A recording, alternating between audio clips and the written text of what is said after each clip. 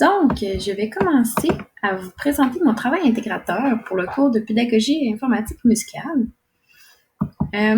Pour commencer ma progression dans le schéma de Carcentier et la Rose, on peut voir qu'au début de la session, je me situais dans l'utilisation personnelle. J'utilisais mon ordinateur vraiment à des fins personnelles, mes courriels, un petit peu l'école, la remise des travaux. Et maintenant, je dirais plutôt après le cours que je serais rendue à l'utilisation professionnelle. Je trouve pas que je me situe dans l'utilisation pédagogique encore parce que je trouve que j'ai une maîtrise pas assez grande maîtrise des programmes, différents programmes à faire pour l'enseignement en musique. Mais je trouve que j'ai quand même monté d'un niveau en suivant le cours. Donc, les différents apprentissages que j'ai faits dans le cours sont, selon moi, commencés par comment faire un site web. Donc, je vais vous montrer ici le site web que j'ai fait dans le cadre du cours.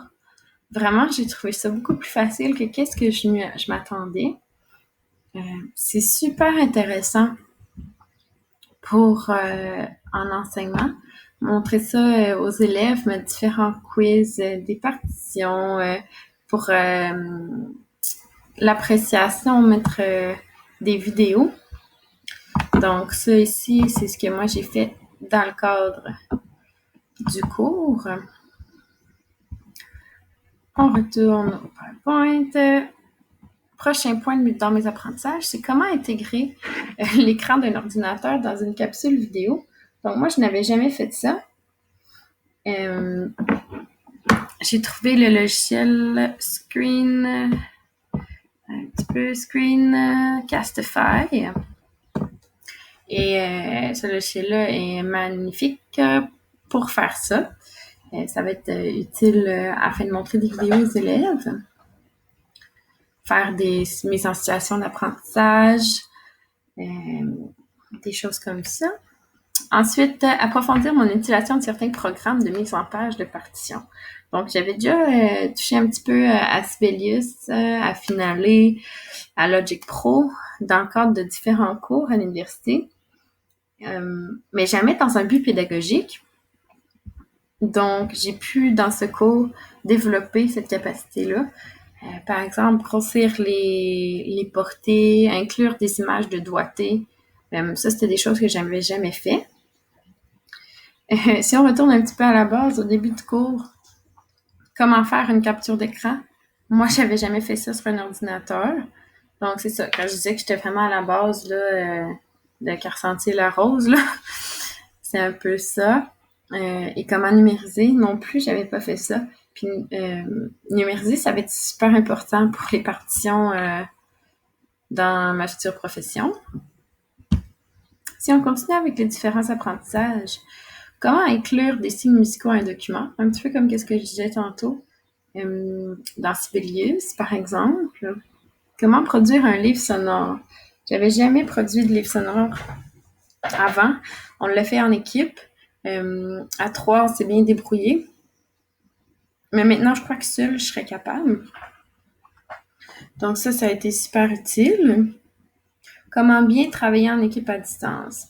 À l'université, au cégep, on a toujours nos coéquipiers dans la classe, ou presque. C'est la première fois que je suis un cours en classe virtuelle synchrone. Donc, je crois que j'ai développé des habiletés pour travailler à distance, en équipe, qui me seront utiles plus tard pour rester en contact avec mes professeurs, mes associés dans mes stages, et peut-être des professeurs, d'autres enseignants qu'on rencontre dans des conférences, etc. Comment produire une feuille d'accompagnement? Ça non plus, j'avais jamais fait ça, ni une feuille de traces. Donc, ça, c'est des choses que j'ai appris dans le cadre du cours. Garder un bon contact avec les collègues, entre autres mes professeurs associés, mais mes collègues de classe aussi, maintenant, qui vont tous être de futurs enseignants. Je trouve que Facebook, c'est un super bon moyen pour garder contact, avoir un Facebook professionnel. afin de partager des idées, des choses qu'on voit sur Internet, des planifications, des idées d'activités, de mes entraînes. Je trouve vraiment que Facebook, c'est un bon moyen de communiquer puis de garder le contact. Et aussi, il y a différentes grilles de correction et d'évaluation. Moi, puisque je suis pas très technologique, j'ai tendance à utiliser du papier plus. Donc, les faire sur l'ordinateur via Google, le Google Classroom aussi que je n'avais pas connu. Ça prend peut-être un petit peu plus de temps en début d'année, mais après ça, une fois que c'est fait, c'est beaucoup plus rapide et on économise du papier, évidemment. Donc ça, je crois que ça fait le tour de mes apprentissages durant le cours. Si on va maintenant avec les difficultés que j'ai eues durant la session, j'ai un ordinateur assez vieux, donc ça a été difficile pour moi de trouver des logiciels qui fonctionnaient. Je crois que ça va être un investissement important à faire d'avoir mon futur emploi, d'avoir un ordinateur performant pour avoir tous les bons logiciels afin d'exploiter vraiment l'éthique en tant qu'enseignant. Produire des boucles, j'avais jamais fait ça. J'ai eu de l'aide et maintenant je serais capable de me débrouiller seule. Mais l'aide est toujours à notre portée, je crois, même si on n'est pas dans le cadre d'un cours, aux collègues avec qui on garde le contact. J'ai aussi eu de la difficulté à gérer mon temps.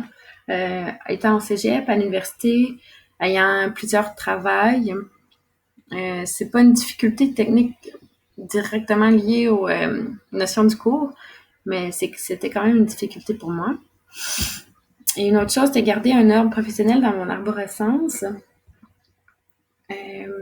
C'est sûr que je trouve que c'est pas si mal. Je l'ai bien divisé en primaire, secondaire, les grilles d'évaluation, les planifications, les mises en train, mais je crois que ça pourrait être un petit peu mieux organisé.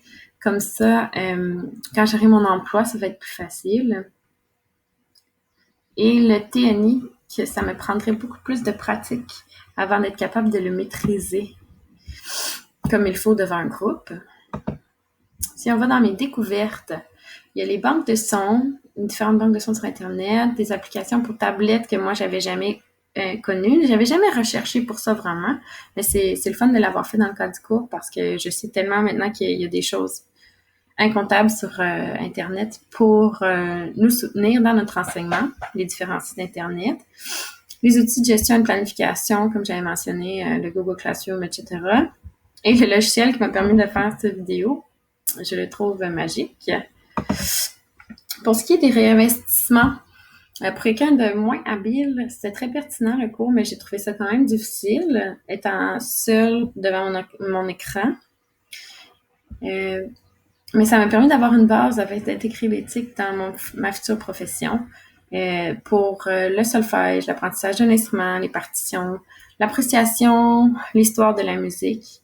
Je trouve que c'est pour développer toutes les compétences qu'il y a à la musique dans le programme de formation que l'éthique, il serait important et divertissant. Puis je pense qu'on est rendu là dans la société d'aujourd'hui.